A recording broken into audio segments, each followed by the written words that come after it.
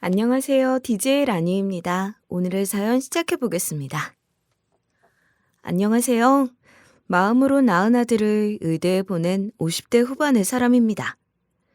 저희 아들은요, 키도 크고 정말 잘생겼고 똑똑하고 예의도 바르고 순진하게 잘 자랐어요. 어디에 내놔도 하나도 빠질 데 없고요. 그 자체만으로도 사랑스러운 아이거든요. 그런데 저는 생모도 아니고 남편도 없습니다. 그래서 아이 키우는 게 더 쉽지 않았지만 그래도 아들 덕분에 힘든 것 하나도 없고 큰 행복을 얻으면서 살았어요. 그 행복을 다시 아이가 느낄 수 있게 제 모든 걸 주면서 키우고 살고 있었는데요. 어느 날 생모라는 사람이 나타나 저희 아이를 시련에 빠뜨리게 하더라고요. 끝까지 싸워서 저희 아들을 지켜냈는데요. 그 이야기를 한번 해보려고 합니다. 저처럼 복 없는 사람이 또 있을까요? 전 정말 복이 없는 사람이에요. 어릴 적부터 아버지는 술만 드시면 성격이 난폭해졌어요. 괜히 화를 내고 이유도 없이 손부터 올리셨고요. 아버지가 술 마시고 오는 날은 저와 제 여동생은 방에서 꼼짝 않고 있었어요. 그 모든 건 엄마가 다 감내해내셨습니다. 엄마는 자기 스스로를 지키지 못했어요. 아버지 앞에선 늘 힘이 부족했거든요. 그렇게 하루하루 버티다가 결국 엄마는 더 이상 참을 수가 없었는지 제가 중학생 때 저희를 두고 집을 나가버리셨고요. 엄마가 집을 나간 뒤부턴 아버지가 엄마에게 했던 그 모든 일을 고스란히 저한테 하기 시작했습니다. 처음엔 안주를 만들어 와라, 술을 사와라, 그런 일을 시키다가요. 어린 제가 엄마만큼 똑부러지게 수행을 하지 못하자 그때부터 손이 저에게 날아왔어요. 그렇게 저의 감내도 시작되었습니다. 아버지가 술을 마시고 돌아오는 날이면 발걸음 소리부터 달랐거든요. 저희 집은 반지하라 지나다니는 사람들 발걸음 소리가 다 들렸어요. 밤이 되면 제 여동생과 누군가 지나갈 때마다 귀를 쫑긋 세웠어요. 혹시 아버지가 술 마시고 오실까 봐요. 아버지 걸음걸이는 제가 알거든요. 평소와 다른 걸음걸이다 싶으면 각오를 해야 하니깐 그래서 밤만 되면 아무것도 못하고 발걸음 소리만 들었던 것 같아요. 그런데 하루는 아버지의 발걸음 소리가 들렸고요. 평소와는 다른 발걸음이라 술을 마셨겠구나 예상하며 저희는 긴장을 했어요. 언니, 어떡해? 아버지 또 술 마시고 오나 봐. 언니, 나 무서워. 우리 어디 숨어버릴까?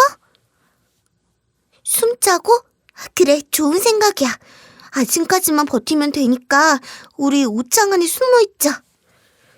아버지가 술을 깨면 난폭한 행동을 전혀 안 하시거든요. 그래서 술 깨기만 기다리면 되기 때문에 그날 밤은 옷장 안에 숨어있기로 했습니다. 그런데 저희가 숨어있는 게 발각이 되었고요.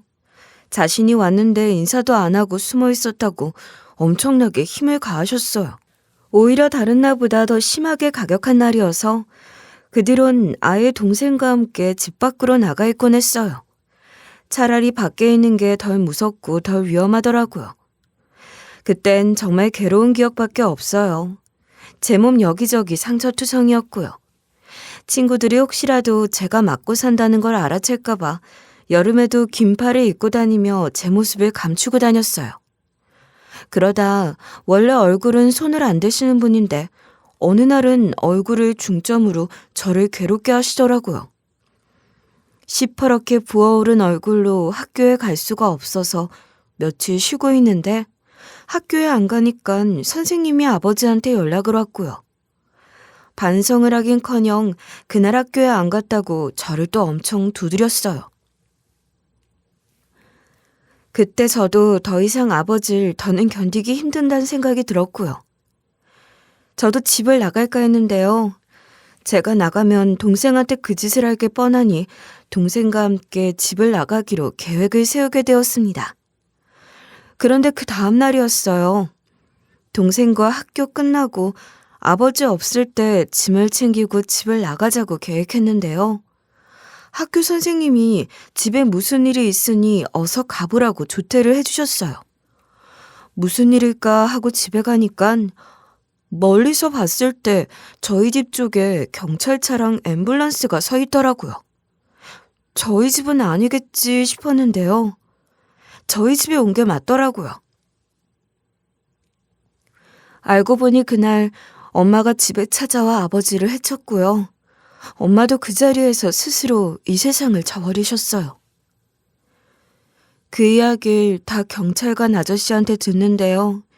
이게 무슨 상황인지, 정말 저희 엄마가 그런 짓을 했는지, 저희 아버지가 진짜 없어졌는지, 엄마도 이제 세상에 없는 게 맞는지 너무 혼란스럽더라고요. 너무 충격적인 사건이어서 저도 정신을 못 차리고 있었어요. 이런 힘든 사건을 받아들이기도 힘든데 그 당시 경찰 조사와 장례식도 다 제가 도맡아야 했기 때문에 정신을 놓고 있을 수도 없었어요. 결정해야 할 것들도 많고 조사도 받아야 하고 정말 그 어린 나이에 어떻게 그 모든 걸 다 처리했는지 지금 생각하면 제 스스로가 안타깝더라고요. 그런데요.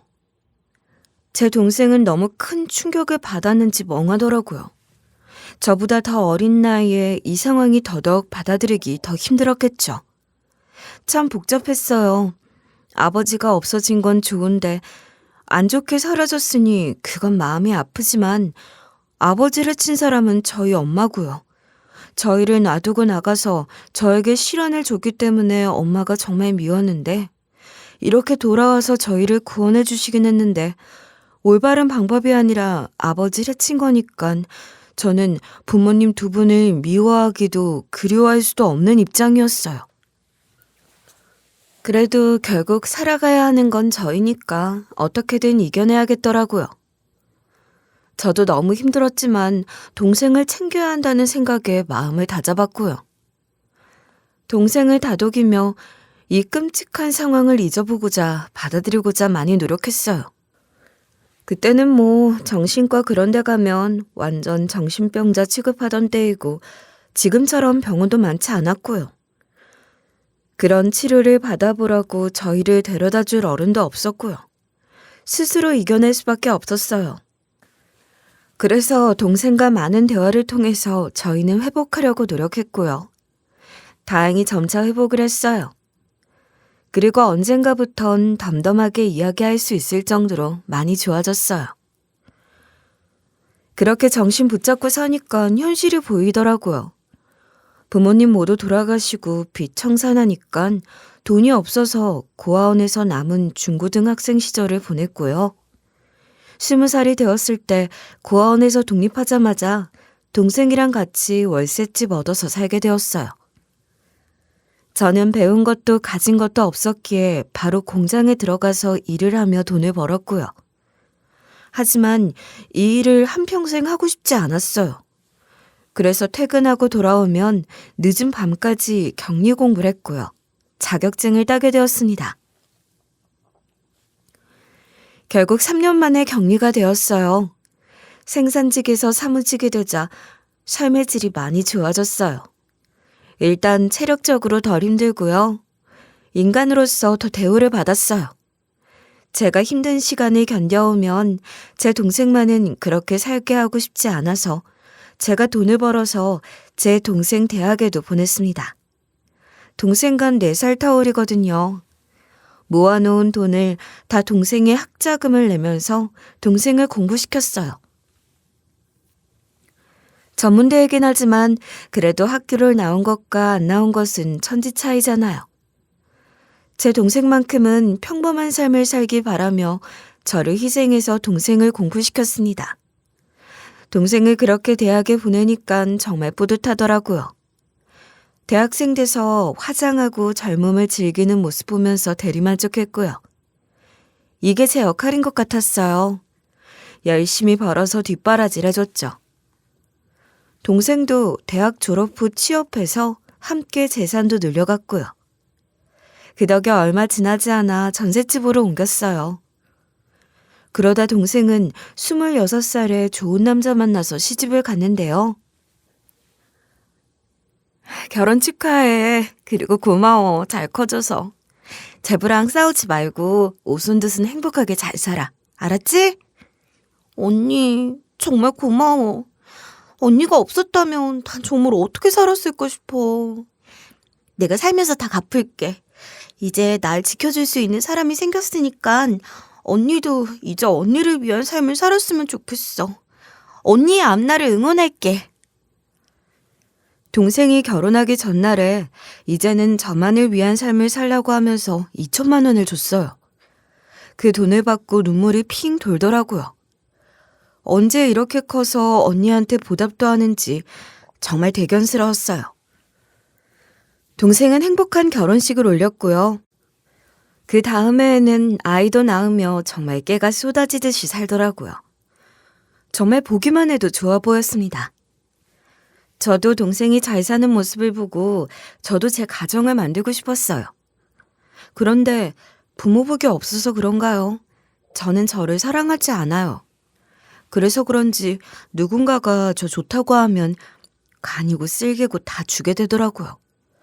몸도 주고 마음도 주고 돈도 주고요. 그런 일을 3번을 겪고 나니 남자의 진절머리가 났고요. 저는 스스로가 남자복이 없는 팔자구나 하고 결혼할 마음을 접었습니다. 그냥 제 취미 갖고 친구들이랑 놀면서 한평생 살아가자고 마음의 문을 닫았고요. 열심히 일에 몰두했던 것 같아요. 그 결과 제 나이 33살에 전 제 집 마련에 성공을 했습니다. 물론 30년이 넘은 아파트고요. 그 아파트에서 제일 작은 평수지만 서울에 있고 제 한 몸 누울 데가 있고 무엇보다 제 집이잖아요. 그렇게 제 집을 사면서부터 제 삶에 대한 태도가 확 달라지기 시작했어요. 전 그 아파트에 들어가서 정말 많은 게 바뀌었어요. 먼저 전 제 주변에 공을 들였어요. 제 집이니까 제 동네에까지 관심을 가지게 되었고요. 그러다 보니 아파트 일이라면 적극적으로 참여했어요. 제일 먼저 일을 많이 하는 건 아파트 분녀회더라고요. 그래서 분녀회부터 가입했고요. 매주 분리수거 감독과 여성분들 안심 귀갓길, 늦은 밤 불량 청소년들이 단지 안에서 나쁜 짓을 하진 않는지 순찰을 돌기도 했고요. 아파트에서 필요한 봉사활동은 다 했던 것 같아요. 그리고 자연스레 관리비나 아파트 회계에도 관심을 가지게 되고 그것도 감독하며 활동 무대를 넓혔는데요. 그 때문에 사람들의 신임을 얻었어요. 그래서 아파트에 이사 오고 2년 뒤에 제가 부녀회 회장이 되었습니다. 그때 처음 느껴봤어요. 누군가로부터 이렇게 지지받고 믿음을 받는다는 느낌을요. 다들 저만 믿고 있는 모습을 보니 앞으로 더 잘 살아야 될 것 같은 마음이 들더라고요. 그래서 그때 공부를 더 했어요. 안정적으로 오래 할 수 있는 일이 공인중개사인 것 같아서 공부를 했고요. 어렵지 않게 자격증을 땄어요. 그리고 바로 부동산에 취업을 해서 3년간 일을 하게 되었어요. 그리고 일하면서 좋은 매물을 만나 아파트 세 채를 소유하게 됐어요.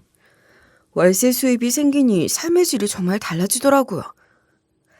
경제적인 여유가 생기니 마음도 한결 넉넉해졌고요. 그러다 보니 자연스럽게 다른 사람들에게도 관심을 기울이게 되었는데요. 고아원과 양로원에서 봉사활동도 했지만 그 과정에서 제 주변에도 도움이 필요한 사람들이 있다는 것을 새삼 알게 됐습니다. 제가 살고 있는 아파트엔 10평 남짓한 아주 작은 평수의 집도 있어요. 저도 그 작은 평수에 살고 있었는데요. 어느 날 같은 동 주민이 부녀회장인 저에게 제보를 하나 했어요. 우리 옆집에 아가씨 혼자 사는데 이상하게 인기척이 없어. 몇 달은 넘은 것 같아. 전단지도 쌓이고 사람이 찾아와도 대답이 없고. 악취까지 나는데 좀 석연찮은 느낌이 들어. 그래요? 혹시 무슨 안 좋은 일이 생긴 건 아닌지 걱정되네요. 한번 같이 가볼까요? 저희 아파트는 복도식 구조였고 그 아가씨 집도 저와 같은 동 같은 라인이거든요. 그래서 저도 그 집에 누가 사는진 대략 알고 있었어요. 20대 초반쯤 되어 보이는 아주 젊고 예쁜 아가씨였는데 늘 화려하게 꾸미고 다니더라고요. 그런데 밤마다, 아니 거의 매일 이른 새벽에 술에 취한 채 집으로 들어오는 모습을 자주 봤어요. 제가 새벽 5시나 6시쯤 운동하러 나갈 때면 마주칠 때가 많았거든요. 술을 그렇게 자주 마시다 보니 혹시 갑자기 건강에 문제가 생겨 안 좋은 일이 벌어진 건 아닌가 하는 생각이 들더라고요. 그래서 부녀의 사람들과 함께 그 집에 가서 초인종을 눌러봤지만 아무런 반응이 없었어요. 그래서 연락처를 알아보려고 근처 부동산에 가봤어요. 그 집은 월세였고 집주인을 통해 어렵게 아가씨의 연락처를 알아냈어요. 하지만 전화를 걸어도 받질 않더군요. 다시 현관문 앞으로 가서 문을 계속 두드렸지만 안에선 벌레만 기어나올 뿐 아무런 인기척도 없었어요. 악취가 심해서 뭔가 큰일이 났다는 확신이 들었어요. 결국 경찰을 불러 함께 문을 열어보게 됐습니다. 아가씨 집의 도어락을 땄고요. 조심스레 문을 열고 그 집안을 봤는데요. 그 자리에 있던 모든 사람들은 다 놀라 자빠졌습니다. 아니 이게 뭐야? 이 쓰레기들 때문에 그렇게 악취가 났던 거구나. 벌레들, 징그러. 집안은 말 그대로 아수라장이었어요. 쓰레기가 산처럼 쌓여 있었고 벌레들도 들끓고 있었어요. 방 하나, 거실 겸 주방, 테라스, 세탁실, 화장실까지 집안 모든 공간이 쓰레기로 가득 덮여 있었어요. 집안을 보고 다들 놀라고 있었을 때 그때 한 주민이 소리쳤어요. 부녀회장님, 이쪽으로 와보세요. 여기 사람이 있어요. 아가씨가 여기에 있었네요. 안방 침대에도 쓰레기와 벌레가 잔뜩 쌓여 있었고 그 한쪽 구석에 아가씨가 얼굴을 파묻고 쭈그려 앉아 있었어요. 아가씨, 왜 이러고 있어요? 무슨 일 있었던 거예요? 이게 다 무슨 상황이에요? 몸은 괜찮아요? 아가씨는 바닥에 웅크린 채 고개를 들지 못하고 떨리는 목소리로 말하더라고요. 죄송해요. 제가 잘못했어요. 제발 그냥 놔두세요. 제가 정말 잘못했습니다. 제발. 아니에요, 아가씨. 저희는 아가씨를 다치게 하려고 온 게 아니에요. 지금 도와주려고 온 거예요. 무슨 일이 있었던 건지 알려줘야 저희도 도와줄 수 있잖아요. 저 아무 일도 없어요. 도움 필요 없어요. 그냥 가세요, 제발. 저 괜찮으니까 돌아가 주세요. 아무도 필요 없어요. 제발 그냥 가주세요. 아가씨는 온몸을 덜덜 떨고 있었어요. 겁에 질린 표정이었고 눈동자는 초점도 잃어버린 듯 불안하게 흔들리고 있더군요. 그때였어요.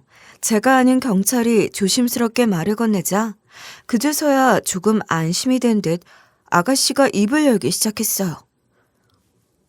저 사람을 무서워하는 병에 걸렸어요. 그러니까 제발 좀 가주실래요? 아가씨, 괜찮아요. 저는 이 아파트 부녀회장이에요. 나한테 말해요. 내가 아가씨 도와줄 수 있어요. 정말이에요. 아가씨는 머뭇거리다가 고개를 숙이더라고요. 저는 편안한 자리를 만들기 위해서 같이 온 사람들을 잠시 밖으로 내보냈고 저와 경찰 그리고 아가씨 이렇게 셋이 앉아 이야기를 나누었어요. 저 대인 기피증에 걸린 것 같아요. 사실 저 술집에서 일을 했었는데요.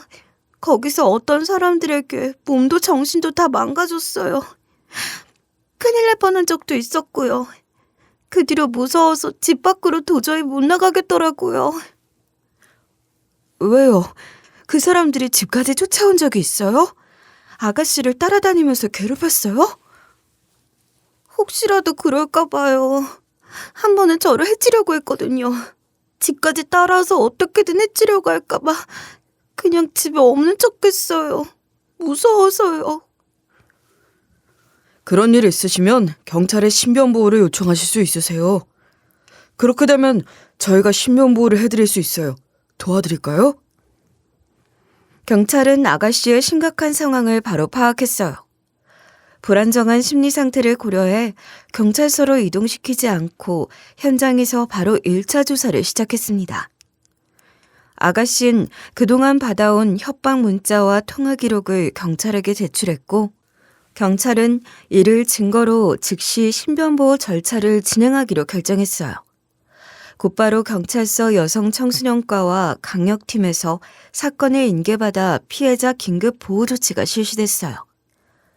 경찰은 아가씨의 휴대전화에 긴급 신고 앱을 설치해주고 일정 기간 24시간 순찰을 강화했고요.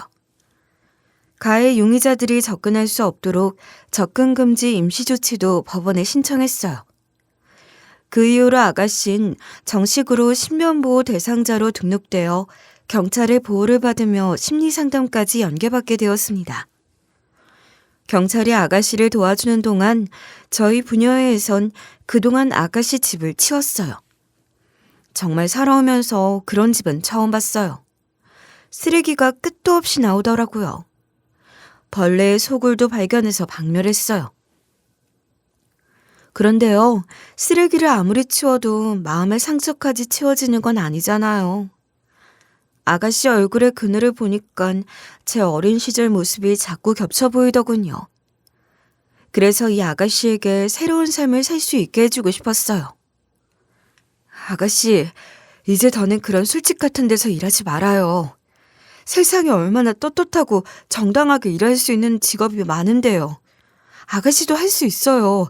내가 도와줄게요. 저 고등학교 졸업장도 없어요. 그런 제가 과연 정상적인 일을 할 수 있을까요? 그럼요. 할 수 있어요. 걱정하지 말아요. 내가 도와줄게요. 나도 사실 고아원에서 자랐어요. 남들보다 훨씬 어렵게 컸고 죽기 살기로 노력해서 직업도 갖게 됐고 내 동생도 대학 보내고 집도 사고 몇 년 전엔 공인중개사 자격증까지 따서 지금은 부동산 일도 하고 있어요. 그러니까 나만 믿어요. 내가 아가씨 삶 다시 일으켜 세워줄게요. 아가씨는 눈시울을 붉히며 제 손을 꼭 잡더군요. 처음으로 희미한 미소도 보였습니다. 저는 아가씨가 새 삶을 살 수 있도록 직업훈련 기관을 소개해 주었고 어떻게 살아가야 하는지 조언도 많이 해주었어요. 아가씨도 제 말을 잘 새겨듣더라고요.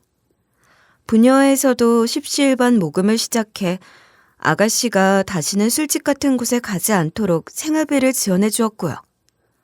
컴퓨터 관련 자격증을 따게 하려고 학원도 등록시켜 주었습니다. 가정에 있는 분들은 집에서 만든 반찬을 나눠주기도 했고 한 할머니는 자기 손녀가 생각난다며 예쁜 원피스를 사서 선물하시더라고요. 저희 동네 주민들이 이렇게나 따뜻한 분들이에요. 그 옷을 입은 아가씨 보니 정말 청순한 대학생처럼 보이더군요. 그 옷처럼 안타까운 과거는 이제 잊고 순수하게 새 삶을 시작할 수 있도록 모두가 힘을 모아 도와주었어요. 그렇게 부단히 노력한 끝에 아가씨는 결국 회계 관련 자격증을 취득했고 마침내 취업에도 성공했습니다. 정말 뿌듯했어요. 누군가를 돕는다는 것이 이렇게 나 자신을 더 좋은 사람으로 만들어주는 일이구나. 새삼 크게 느끼게 된 계기가 되었죠. 추석을 앞두고 아가씨가 배 한 박스를 들고 찾아왔습니다. 덕분에 취직도 했고 더 좋은 집으로 이사도 간다며 고맙다고 인사하더라고요. 부녀의 회원들이랑 나눠 먹으라고 하는데 참 보기 좋았어요. 저도 괜히 자존감이 한껏 올라가더라고요. 그렇게 몇 달이 흘렀어요. 해가 바뀌고 2월쯤이었어요. 그날은 잊을 수가 없는 날이에요. 설이 막 지나고 눈이 펑펑 쏟아지던 날이었거든요. 날씨가 워낙 춥다 보니 밖에는 사람도 거의 없었어요. 그런데 아침부터 계속 아기 울음소리가 들리는 겁니다. 처음엔 잠깐 울겠거니 했는데 몇 시간째 끊임없이 울어대더라고요. 옆집에 아기가 온 줄 알고 아기 좀 달래줄까 싶은 생각이었어요. 제가 조카들을 잘 봐서 그런 건 자신이 있었거든요. 그래서 나가봤는데 세상에 저희 집 바로 앞에 아기가 놓여 있는 거예요. 사내 아이였고 그것도 완전 신생아였어요. 알고 보니 불과 하루 전에 태어난 아기더라고요. 이름은 없었고 생년월일과 시간만 적힌 메모 한 장이 덩그러니 놓여 있었어요. 그때가 벌써 20년 전이라 아파트 CCTV도 지금처럼 촘촘하지 않았거든요. 현관 입구 같은 주요 지점에만 설치되어 있었죠. 혹시라도 신생아를 데리고 들어온 사람이 찍혔나 싶어 확인해 봤는데 아무것도 나오질 않았어요. 아이를 안고 들어온 여자를 봤다는 사람도 단 한 명도 없었고요. 완벽히 저한테 업둥이가 생긴 거예요. 왜 하필 결혼도 안 한 나한테 이런 일이 생긴 걸까? 이 아이를 어떻게 해야 하는지 머릿속이 복잡했어요. 그래서 평소 동네에서 존경하던 할머니를 집으로 모셔와 이 상황을 말씀드렸어요. 이건 네 복이야. 옛말에 업동이는 복덩이라고 했어. 다시 버리는 거 아니다. 키워야지. 제가요? 저는 결혼도 안 했고요. 조카 키우는 건 옆에서 조금 도와본 적은 있지만 이렇게 아기부터 키워본 적은 없어요. 그럼 이 애를 고아원에 보낼 거야?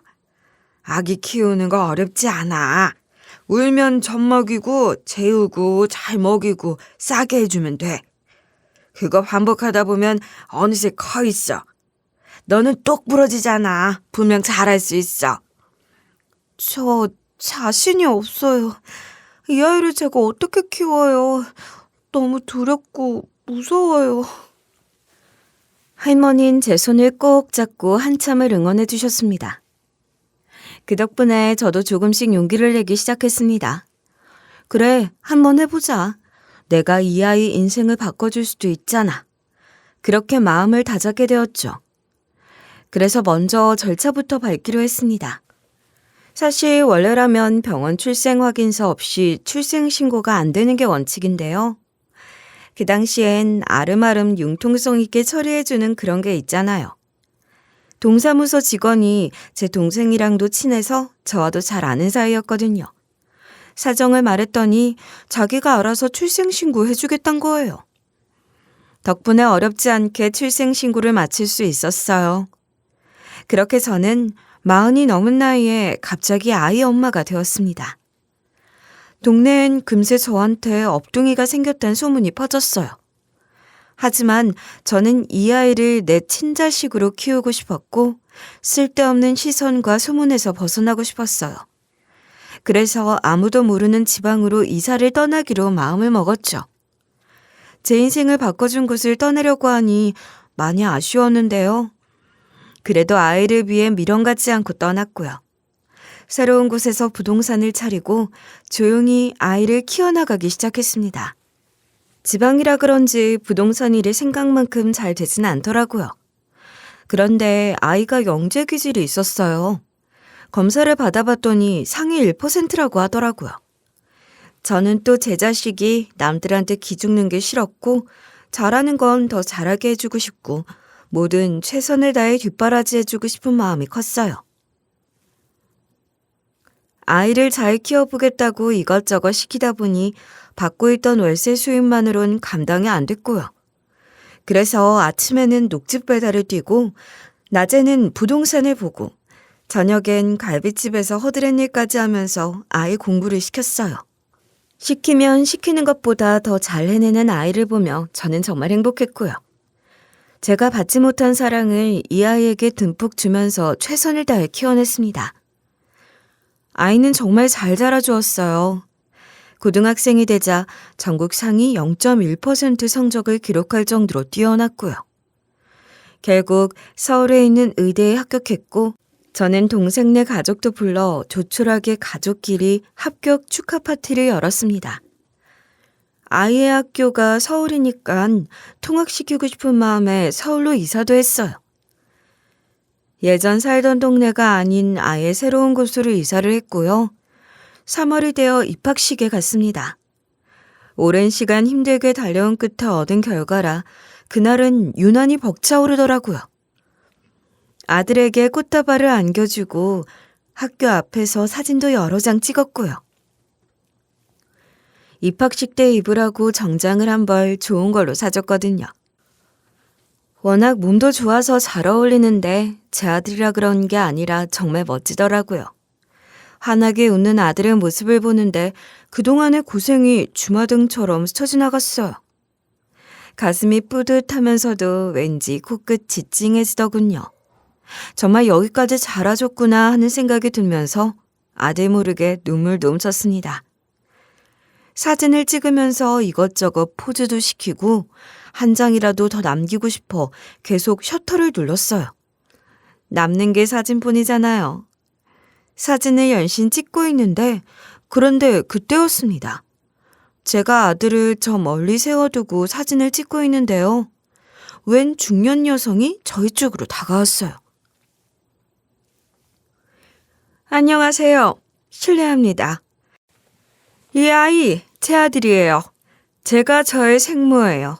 제 아들 찾으러 왔어요. 네? 뭐라고요?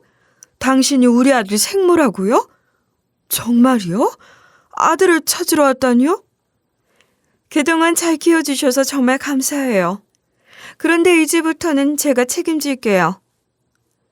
그 말을 듣는 순간 심장이 철렁 내려앉았어요. 머릿속이 복잡해졌어요. 아들이 제가 누군가와 이야기를 하니까 누군가 싶어 저희 쪽으로 다가오더라고요. 하지만 아들 앞에서 이런 얘기를 나눌 수 없고 감정을 다 보일 순 없잖아요. 여기서 이야기할 일은 아닌 것 같네요. 아이가 들으면 안 돼요. 번호 좀 주세요. 나중에 조용히 얘기하죠. 그렇게 일단 전화번호를 받고 헤어졌어요. 아들과 입학식이 끝난 뒤 아들은 친구들을 만나러 간다고 해서 먼저 보내주었고 저는 곧장 그 여자를 만나러 갔습니다. 조용한 커피숍에 마주 앉았는데요. 그런데 이 여자 어디서 많이 본 듯한 얼굴이더라고요. 익숙하지만 확실히 떠오르지 않아서 답답했는데요. 먼저 이야기를 하더라고요. 혹시 저 기억 안 나세요? 저 그때 그 아파트에서 살던 아가씨예요. 그때 저희 집 청소도 도와주시고 직업훈련도 시켜주셨잖아요. 아, 어머, 그 아가씨였어요? 어쩐지 낯이 익다 했어요. 세상에, 그럼 우리 애가 아가씨 아이였던 거예요? 이럴 수가. 그럼 애 아빠는요? 애 아빠는 없어요. 저 혼자 낳아 키워보려 했는데요. 출산이 다가오니 너무 두렵고 자신이 없더라고요. 그래서 제가 아는 사람 중 가장 믿을 만한 아줌마께 아이를 맡긴 거예요. 어떻게 아이를 낳고 버릴 수가 있어? 어떻게? 당신이 엄마야? 정말 어이가 없어. 그럼 이사 갈 때 이미 뱃속에 애가 있었던 거네? 어떻게 그럴 수가 있어? 너무하잖아. 아니 그런데 어떻게 CCTV에 안 찍힌 거예요? 우리 아파트 로비에 CCTV 있었잖아. 그때 내가 샅샅이 봤는데 애 안고 오는 사람은 전혀 찍히질 않았던데?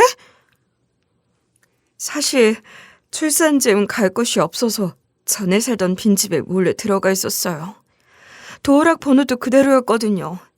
거기서 아기를 낳고 새벽에 조용할 때 아줌마 집 앞에 내려놓고 다시 들어갔어요. 그래서 CCTV에 안 찍힌 거예요. 그리고 이틀 뒤 그 집을 떠났어요. 생모의 입에서 나오는 이야기는 하나하나가 충격적이었어요. 어쩌면 그렇게도 극단적인 선택을 했고 그렇게 위험한 출산을 감행했는지 정말 놀라울 따름이었습니다.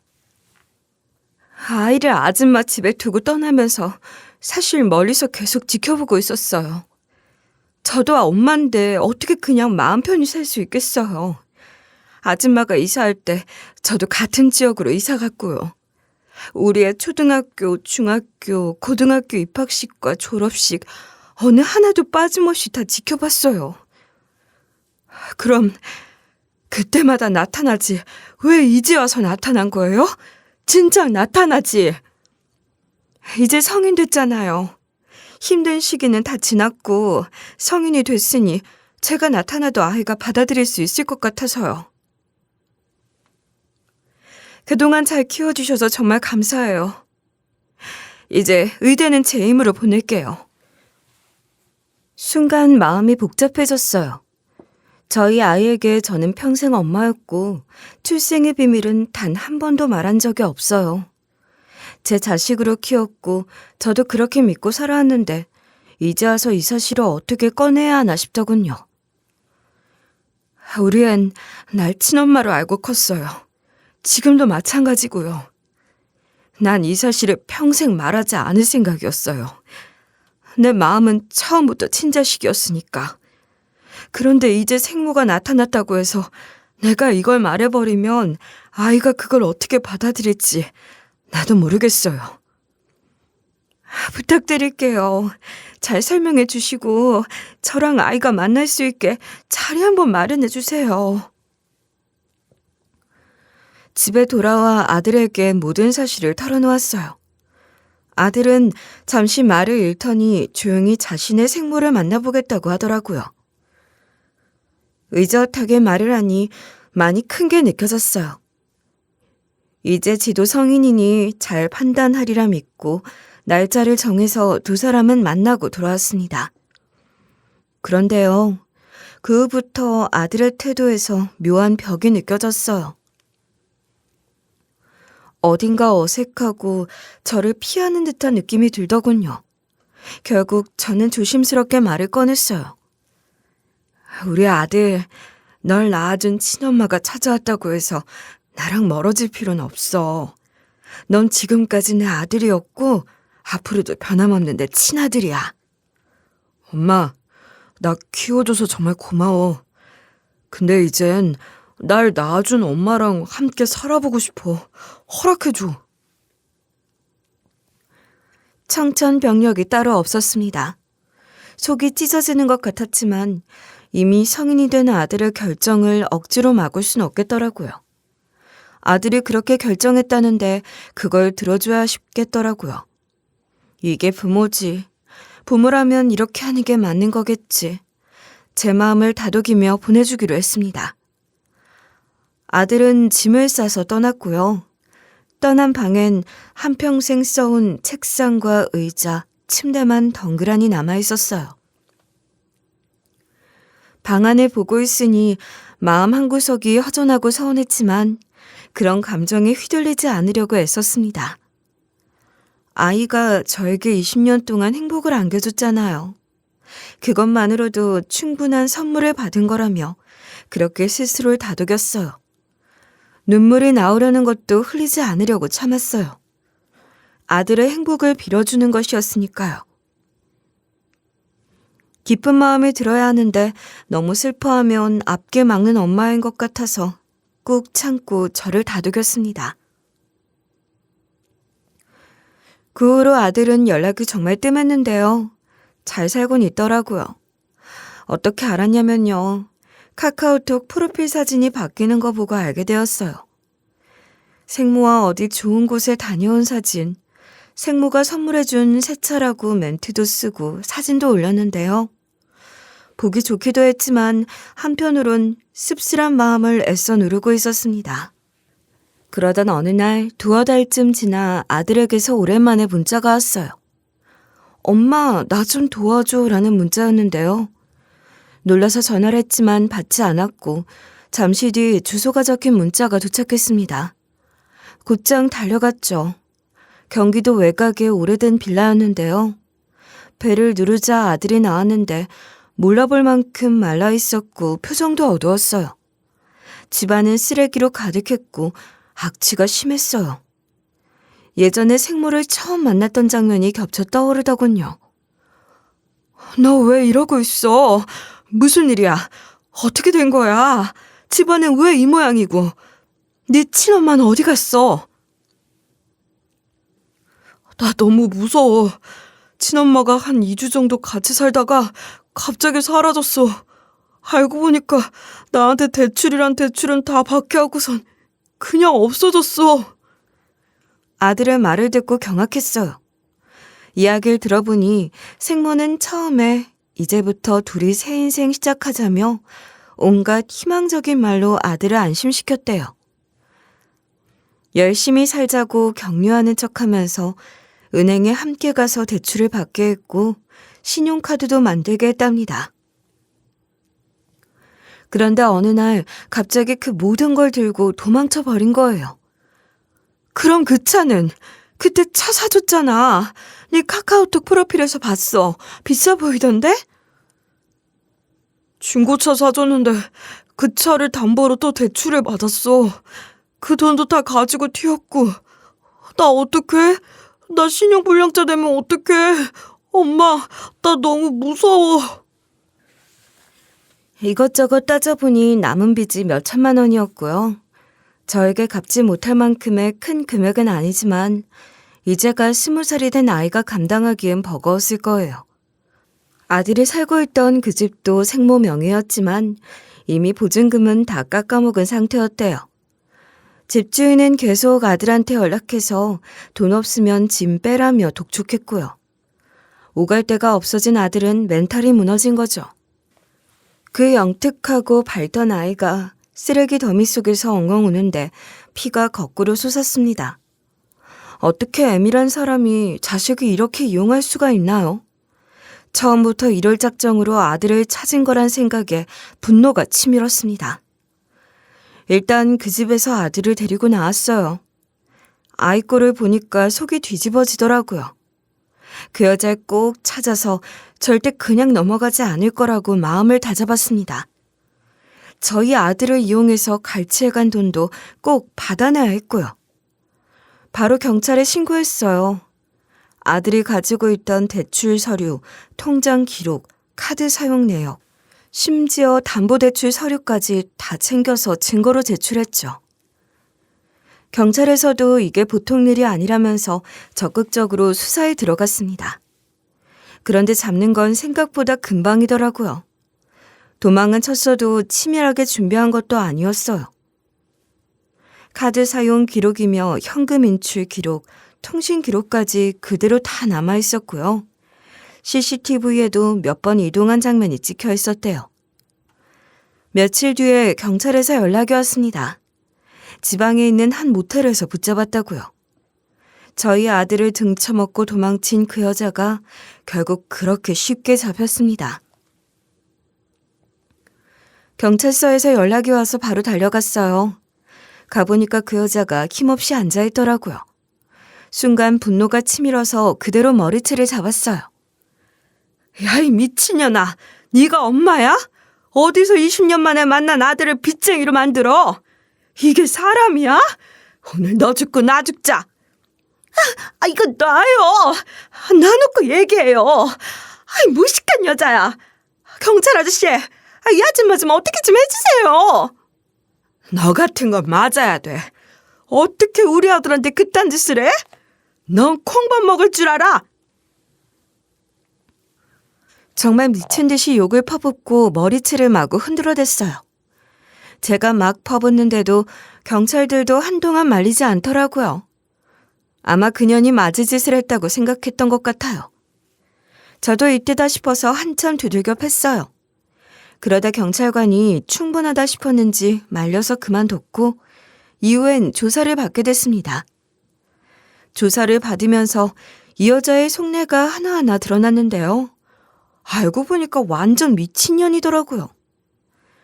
일단 아이를 그렇게 저한테 보내고 제가 이사 갔을 때 저랑 같은 동네로 이사 와서 살았다는 것도 전부 거짓말이었어요. 한동안 경기도 어디에 사기꾼 남자랑 같이 살았대요. 둘이서 짝짝꿍이었죠. 한 놈은 사기꾼, 한 년은 술집 여자. 그렇게 살았대요. 그런데 살다 보니까 돈이 모자라니까 계획을 짠 거였어요. 더 어이없는 건요. 그 사기꾼 남자가 그 계획을 모두 세웠던 거예요. 아들을 생모한테 이제는 아들이 성인이 됐으니까 아들 찾아서 그 애 앞으로 대출받고 신용 만들고 카드 만들면 돈 뽑아낼 수 있는 것들은 다 뽑아서 가져오라고 했대요. 결국 이 여잔 처음부터 아들이 보고 싶어서 찾아온 게 아니었던 거예요. 아들이 성인이 됐으니까 이용할 수 있는 수단으로 본 거죠. 진짜 그 얘기 듣는데 피가 거꾸로 솟더라고요. 어떻게 같은 여자로서, 같은 부모로서 그런 생각을 할 수가 있는지 그 순간 머릿속에서 천불이 일어났습니다. 제가 예전에 살던 아파트에서 그 여자를 도와줬을 때 기억하시죠? 그때 그 여자가 그랬잖아요. 이제 술집 안 가고 회계 관련 자격증 따서 취업했다고요. 새로운 삶 시작했다고요. 그렇게 예쁜 원피스도 입혀주고 부녀의 분들도 십시일반 돈 모아서 돈도 주고 그렇게 응원했었잖아요. 그런데 그것도 전부 다 헛소리였던 거예요. 이미 그때도 술집에 나가고 있었던 거예요. 직장 들어간다고 했던 것도 한 달 정도 다니다가 그만뒀대요. 그리고 다시 술집으로 돌아갔더라고요. 결국 그때부터 제 앞에선 새 인생 사는 척, 착한 척 다 쇼를 했던 거죠. 그 이야기 듣는데 기가 막히고 코가 막히더라고요. 내가 그때 얼마나 진심으로 도와줬는데 결국엔 그 모든 게 다 거짓말이었다니 처음부터 사람 마음을 가지고 놀았던 거예요. 어떤 남자랑 자기와 얽혔는지 뒹굴었는지 그녀 스스로도 모른대요. 그런데 애가 생겼고 애 낳아 키울 생각도 없던 년인데 애를 어쨌든 처리해야 하니까 아이를 낳아서 제 집 앞에 버리고 간 거였답니다. 그게 지금 제 아들이고요. 그 뒤로도 이 여잔 정신 못 차리고 살았더라고요. 이 남자 만났다 헤어지고 저 남자랑 사귀다 또 헤어지고. 그런 생활을 계속 반복하면서 살다가 나중엔 사기 같은 일에도 얽혀서 한동안 옥살이까지 했다고 하더라고요. 그런데 그동안 저한텐 멀리서 아들 곁을 계속 지켜봤다고 했잖아요. 초등학교 입학식부터 고등학교 졸업식까지 다 지켜봤다며 감동적이 척했던 그 말들도 전부 뻥이었어요. 인연은 아예 아들의 인생엔 전혀 관심 없었고요. 20살 넘은 아들을 그저 돈 뜯어내는 수단으로만 생각하고 찾아온 거예요. 어디에 사는지도 몰라서 저를 탐정을 고용해 찾았다고 하더라고요. 그 말을 듣는데 정말 온몸에 소름이 다 돋더라고요. 이게 사람인지 의심도 되고요. 짐승 아닙니까? 그 말을 듣고 욕을 퍼부었어요. 이 미친년아! 우리 학생이야! 그것도 의대생이라고! 내가 어떻게 키운 아들인데 이제 와서 생물합시고 나타나서 애 앞길을 망치려고 들어! 너 우리 아들한테 뜯어간 돈 다 내놔! 당장 내놔! 그 돈이 있겠어요? 다 썼지? 그리고 그거 아들이 저 쓰라고 준 돈이에요. 아줌마가 뭔 상관이야? 그 순간에도 이 여잔 눈 하나 깜짝 안 하고 뻔뻔하게 말하더라고요. 그게 더 미쳐버리겠더라고요. 그런데 그 돈을 돌려받는 게 참 쉽지가 않았어요. 서류상으로만 보면 대출을 받은 것도 저희 아들이고 카드 만든 것도 아들이고 통장도 아들 명의니까요. 모든 책임이 법적으로는 아들에게 있다는 겁니다. 그런데 경찰이 조사를 하다가 의문을 제기하더라고요. 그래요. 대출을 아들이 자발적으로 받았다고 쳐도 대출금이 어떻게 이 여자한테 넘어간 겁니까? 아들이 자발적으로 돈을 준 겁니까? 네, 맞아요. 우리 아들이에요. 저 불쌍하다고 생활비 좀 쓰라고 대출받아서 저한테 준 거예요. 자발적으로 준 건데 뭐가 문제예요? 그쵸? 그 말을 듣는데 또 한 번 피가 솟구치더라고요. 그런데 그 순간 저희 아들이 딱 나서서 이렇게 말했어요. 아니요.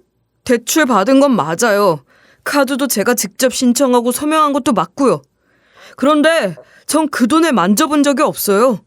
카드도 만들어만 놓고 제가 한 번도 쓴 적이 없어요.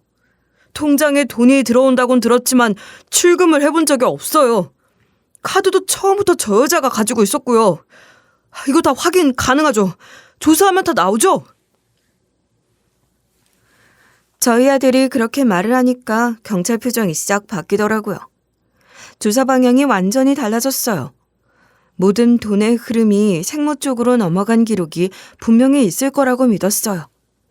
결국 경찰이 본격적으로 조사를 시작했어요. 금융거래 내역부터 카드 사용 기록, ATM 출금 기록까지 다 들여다봤죠. 알고 보니까 이 여자가 우리 아들한테 통장 만들려고 시켜놓고 통장 카드까지 만들어서 자기 손에 쥐었더라고요. 대출금이 들어오면 이 여자가 매번 ATM 기계에서 직접 빼서 자기 통장으로 옮겼대요. 카드도 마찬가지였어요. 아들 이름으로 만든 카드를 자기 손에 쥐고는 온갖 데서 긁고 다녔더라고요. 심지어 현금 서비스까지 싹싹 긁어서 썼더라고요. 그런데요, 생각해보세요. 저 여자 정말 멍청한 거 아닙니까? 대한민국의 CCTV 강국인 걸 모르나 봐요. ATM 기계를 이용하면 전부 카메라에 찍히는데 그걸 숨길 수 있을 줄 알았나 봐요. 우기면 될 줄 알았나 봐요. 결국 경찰이 증거를 하나하나 내밀었고요. 그래도 이 여자는 끝까지 뻔뻔하게 우기더라고요. 아들이 졌으라고 준 거라니까요. 생활비 하라고. 저한테 카드 좀 해서 빼오라고 했어요. 전 아들 부탁 들어준 죄밖에 없다고요. 아니에요. 전 그런 말 한 적도 없고요. 돈 만져본 적도 없어요. 전 대출도 받고 싶지 않았어요. 저 여자가 시켜서 다 받은 건데요. 저 너무 억울해요. 그렇게 둘이 진술이 완전히 엇갈리기 시작했어요. 경찰이 증거자료를 하나하나 더 들이밀기 시작했고 이제부턴 본격적인 싸움이 시작된 거죠. 그런데요, 사실 저희는 걱정할 게 없더라고요. 변호사님이 그러시더라고요. 이 사건은 간단합니다. 대출금이 아들 명의 통장으로 입금됐고 그 돈은 법적으로 아들 재산입니다. 이게 입증되면 끝입니다. 그래요? 그러니까 돈의 최초 소유권이 누구한테 있었냐가 중요한 거였네요. 그럼 걱정 없겠네요. 네, 맞습니다. 생모가 아들이 자발적으로 증여했다, 스스로 줬다고 우긴다면 그건 생모 쪽에서 입증해야 하는데요. 없는 사실을 어떻게 입증합니까? 입증 못하면 부당이득으로 전액 반환해야 하니 걱정 마세요. 이긴 거나 다름없습니다. 실제로 생모가 아들에게 돈을 자발적으로 받았다는 증거는 단 하나도 없었어요. 계좌 내역 봐도 생모가 직접 ATM에서 현금을 인출해 자기 계좌로 옮긴 기록만 줄줄이 나왔고요. 카드 사용 내역도 모조리 생모가 쓴 거였고 모든 ATM과 카드 단말기엔 그 여자 얼굴이 다 찍혀 있었어요. CCTV 강국 대한민국답게 증거는 너무 명확했죠. 결국 생모가 증거를 못 내놓으니까 경찰에서도 부당이득 반환으로 결론을 내렸습니다. 그렇게 우리 아들이 떠안았던 빚도 전부 생모가 물어내야 하는 상황이 됐어요. 그런데 문제는요, 그 여자가 이미 전과도 있고 워낙 사기치고 빚지고 살던 인간이라 갚을 능력이 전혀 없다는 거예요. 돈이 있어야 물어내죠. 재산도 아무것도 없고 통장 잔고도 바닥. 월세 살면서 빚만 잔뜩 안고 있는 상태더라고요. 변호사님이 그러시더라고요. 예전 같으면 채무를 이행하지 않으면 감옥에도 가고 그랬는데 요즘은 그게 쉽지가 않대요. 민사 채무 불이행으론 형사처벌이 안 되고요. 결국 강제 집행 걸어놓고 계속 추심하는 수밖에 없다고요.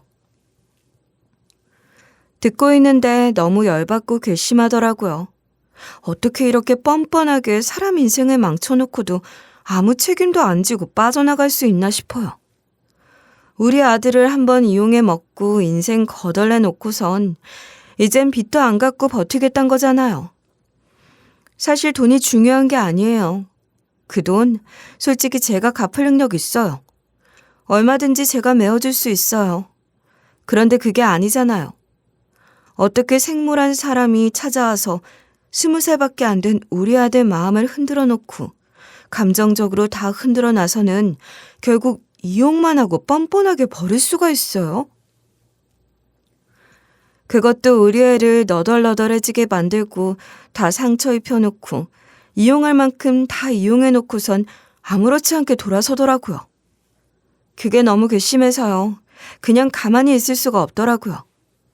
그래서 저도 더는 참지 않고 추가 고소를 진행했어요. 먼저 생모가 대출을 전부 주도했고 아들에게 대출 받으라고 강요하고 속여서 이런 일을 벌였으니까 사기죄로 고소를 했어요. 그리고 대출금이 아들 명의 통장에 입금된 건 분명 아들 재산인데 이 여자가 멋대로 인출해서 자기 돈처럼 썼으니까 횡령죄로도 고소를 넣었고요. 이미 앞서 부당이익 반환 청구 소송에서 이 여자가 돈을 부당하게 가져간 게 인정됐고 예전부터 범죄 전력도 줄줄이 있었잖아요. 이런 모든 것들이 전부 감안됐어요. 결국 경찰에서도 중범죄로 판단했고요. 재판에 넘겨져서 법원에서도 아주 단호하게 판단을 내렸습니다. 그래서 결국 이 여자는 감옥에 들어가게 됐어요. 딱 그 소식 듣는데 속이 뻥 뚫리더라고요. 이제야 이게 제대로 돌아가는구나 싶었어요. 그런데요, 그 여자가 잡힐 때 같이 있었던 남자 있었잖아요. 저희 아들 이용해서 돈 뜯어오라고 시켰던 그 장본인 말이에요. 그 인간도 결국 줄줄이 다 드러났어요. 알고 보니까 그 남자도 그냥 보통 인간이 아니었더라고요. 완전 양아치 중에 양아치였어요. 술집 여자들 등쳐먹고 사는 놈이래요. 온갖 약점 잡아서 돈 뜯어내고 여자들 명의로 대출받게 하고 신용 망가뜨리고 그런 쓰레기 같은 놈 있잖아요. 그런 새끼였어요. 제 아들 생모가 처음부터 저희 아들한테 접근하게 만든 것도 결국 이 남자로부터 시작된 건데요. 돈 뜯어내는 궁리를 기가 막히게 잘한다고 해요. 저희 아들이 성인이 되니까 이용할 수 있는 먹잇감으로 본 거죠. 그런데 이 남자도 하필이면 그 시기에 다른 여자한테도 사기친 게 들통이 났어요. 그 수사랑 저희 사건이 같이 맞물려서 죄가 더 커진 거죠. 결국 두 년놈이 나란히 감옥으로 가게 됐습니다. 그 소식 들으니까 속이 시원하다 못해 손이 부르르 떨리더라고요. 그래도 정의는 살아있구나 싶었어요. 모든 사건이 결국 다 정리됐습니다. 아들이 떠안았던 수천만 원 빚은 제가 대신 갚아줬어요. 그리고 어느 날 아들과 마주 앉아서 조용히 이야기를 나눴습니다. 그동안 고생 많았던 아들이 저를 빤히 바라보더라고요. 우리 아들, 이번 일 때문에 너무 마음 쓰지 않았으면 좋겠어. 이건 네 잘못이 아니야. 세상엔 어른답지 못한 사람들도 있어. 자식을 이용해서 어떻게든 뜯어먹으려는 인간들도 있고. 정말 어른구실 못하는 사람들 많아. 그러니까 이번 일로 스스로 자책하지 마. 그냥 그 인간들이 잘못한 거야. 엄마, 정말 고마워. 내가 앞으로 더 잘할게. 엄마한테 꼭 자랑스러운 아들 될게. 아니야. 잘하려고 애쓸 필요 없어. 그런 부담 가질 필요 없어. 그냥 너는 너답게 살면 되는 거야. 넌 태어나서 지금까지 내 인생의 가장 큰 보물이야. 엄마는 많이 받았어. 그걸로 충분해. 그러니까 너는 너 행복하게 살면 돼. 알았지? 아들은 그 말을 듣고는 참았던 눈물을 터뜨렸어요. 저도 가슴이 꽉 차더라고요. 그 순간만큼은 세상 어떤 것보다 행복했습니다. 그렇게 우리 아들이 다시 집으로 돌아왔어요. 오랫동안 비어있던 방에 아이가 쓰던 책상, 의자, 침대가 다시 주인을 만났습니다. 그걸 보는데 괜히 울컥하더라고요. 방 안 가득 우리 아이의 숨결이 돌아온 느낌이랄까요? 아들도 다시 마음을 다잡았어요. 마음고생이 심했을 텐데도 큰 탈 없이 차분하게 일상으로 돌아와 주더라고요. 다시 평범한 대학생으로 돌아가서 열심히 공부하고 친구들 만나고 수업 듣고 시험 준비하고 그냥 그런 소소한 일상이 얼마나 소중한 건지 새삼 느껴졌습니다. 저도 아들과 함께 오순도순 행복하게 지냈어요. 매일같이 밥상 앞에 마주 앉아 밥 먹으면서 이런저런 이야기 나누고요. 가끔은 소파에 나란히 앉아 넷플릭스 드라마도 보고 그냥 너무 평범한 일상이지만 그 평범함이 얼마나 감사한지 그땐 정말 가슴 깊이 느꼈습니다. 그러다가 어느 날 아들이 조심스럽게 속마음을 털어놓더라고요. 그동안 말 못했던 이야기였대요. 엄마, 사실 그때 그 여자 따라간 건 엄마 때문이었어. 그 여자가 날 조종했던 것 같아. 뭐? 나 때문이라고? 무슨 말이야? 그 여자가 뭐라고 했길래 그래? 그 여자가 나도 이제 성인이니까 엄마를 더 이상 힘들게 하지 말고 나랑 새 출발하자고. 나는 엄마가 나 때문에 고생을 많이 했으니까 그게 미안했는데 그래서 이제라도 나가서 엄마 짐을 덜어드리는 게 맞는 건가 싶었어. 지금 생각하면 정말 어리석었지만 말이야. 그 말을 듣는데 눈물이 왈칵 쏟아질 뻔했어요. 우리 아들이 걱정 많은 아이였거든요. 저 힘들까봐 그 어린 나이에 그런 선택을 했던 거예요. 저는 아들의 손을 꼭 잡아주면서 말했어요. 우리 아들, 넌 절대 그런 거 걱정하지 마. 넌 내 인생에서 가장 소중한 이유야. 널 위해서라면 난 뭐든지 할 수 있어. 앞으로도 내가 널 지켜줄 거고 평생 네 편이야. 절대 혼자라고 생각하지 마. 아들은 울먹이면서 고개를 끄덕였고 그렇게 우리 모잔 또 한 번 더 단단히 서로를 끌어안게 됐습니다. 저는 그날 이후로 부동산 하면서 잘 지내고 있어요.